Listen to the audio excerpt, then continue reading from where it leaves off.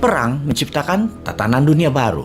Mereka menciptakan sistem keuangan yang baru juga, menciptakan aliansi politik kekuatan yang baru, menciptakan blok perdagangan yang baru. Dan untuk menjalankan sistem baru tersebut, sistem yang lama harus digulingkan. Yang berambisi menumbangkan hegemoni Barat ada dua negara saat ini, Tiongkok dan Rusia. Tiongkok dengan economic approach-nya, Rusia dengan military approach-nya. Dalam perang di Ukraina yang telah berjalan 6 bulan ini telah berhasil merubah banyak wajah dunia, merubah sistem dunia. Sampai cryptocurrency pun diserang oleh Barat agar turun nilainya karena dipakai Rusia untuk transaksi pengganti dolar sebagai shadow currency. Semakin lama perang terjadi di Ukraina, semakin banyak yang bermain di belakangnya. Blok baru tercipta, sistem baru tercipta. Semua dikarenakan demand dan supply serta keberanian bermain pemimpin negara bermanuver di kancah internasional. Sahabat, untuk mendukung informasi YouTube Bosman di channel ini, kita memiliki sebuah channel baru, Be Media by Bosman, yang isinya data valid dari sumber berita yang bukan dari berita mainstream utama dunia, namun dari berita fakta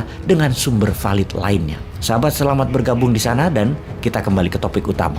Ada sebuah realita baru di medan perang Ukraina saat ini, yaitu Rusia ternyata mengalami kekurangan senjata dan kekurangan amunisi. Setelah di awal salah mengalokasikan logistik pangan dan suplai barang yang dalam sekejap berhasil diperbaiki, namun ternyata saat ini realita baru terjadi. Di lapangan, Rusia kekurangan senjata tempur personel, senjata tempur regu untuk peleton, dan senjata berat lainnya. Secara data lapangan terdapat informasi bahwa Rusia telah kehilangan 1.600 tank, 10 pesawat pembom, 20 pesawat kargo, 50 helikopter, 450 peluncur roket, dan artillery piece. Kita mengetahui negara agresor seperti Jerman di Perang Dunia Kedua adalah pemproduksi mesin perang. Begitu juga Uni Soviet. Sekarang Rusia menghasilkan mesin perang nomor 2 di dunia di bawah Amerika. Namun kapasitas Rusia hanya 30%-an dibanding Amerika. Industrial military complex Rusia secara jumlah nomor 2 di dunia, namun bukan yang teradvance. Secara nilai ekonomi, senjata Rusia mensuplai ke 66 negara di dunia bernilai 48 billion US dollar yang merupakan 20% pengadaan ekspor senjata perang ke seluruh dunia. Dalam mikroekonomi, di dalam Rusia, mereka yang bekerja dalam military industrial complex tersebut berjumlah 2 juta orang sebelum perang Ukraina. Sekarang mencapai 3 juta orang yang merupakan 3,7% dari angkatan pekerja nasional dari labor force-nya Rusia. Sekarang mereka tidak mengimpor lagi. Tujuan Rusia hanya satu, kalahkan Ukraina. Mereka memproduksi untuk dirinya sendiri. Rusia tidak mengirimkan lagi senjata untuk diekspor, di mana Afrika adalah pasar terbesar dari mesin perang Rusia. Algeria merupakan pengimpor 15% dari produksi alat perang Rusia. Mesir merupakan pembeli 12% alat perang Rusia. Ethiopia, Mali, Nigeria juga sama, membeli dari Rusia. Semua sekarang difokuskan untuk tentara Rusia, namun ada berita buruk lainnya. Produksi alat perang Rusia hanya bisa berjalan 50% dari kapasitas terpasang karena kekurangan bahan baku, mulai dari material dasar atau mineral hingga microchips, alat kendali guidance system yang diimpor dari negara lain.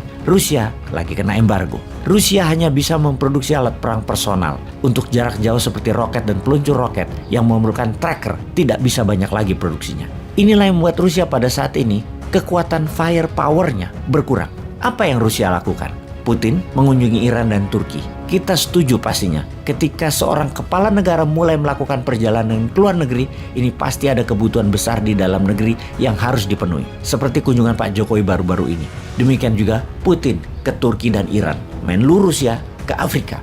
Kunjungan Putin hanya satu, akan meminta drone Iran dan drone Turki. Kita tahu drone Akinci Turki adalah tersangar di dunia. Drone Akinci ciptaan Turki memecahkan sejarah penerbangan dengan terbang di ketinggian 11.000 meter selama hampir 26 jam, jauh dari jangkauan operasional sebagian besar jet tempur. Dengan lebar sayap 20 meter dan daya angkut 1 ton, drone besar ini dapat dipasang dengan smart micro munition ringan milik Roketsan untuk waktu penerbangan yang lebih lama dan presisi tinggi. Untuk Iran, hal ini udah diakui dunia.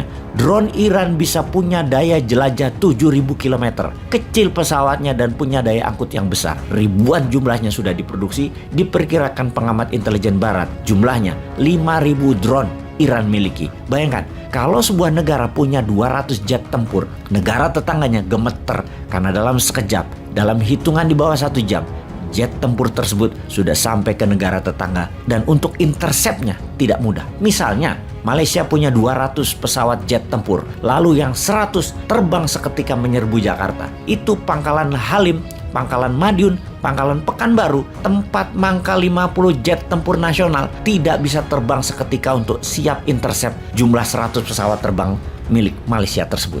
Bayangkan, Iran punya 5.000 drone yang bisa jelajah 7.000 km, menyerbu Israel dalam hitungan jam. Tel Aviv bisa ambyar. Inilah yang diminta Putin, drone Iran dan drone Turki.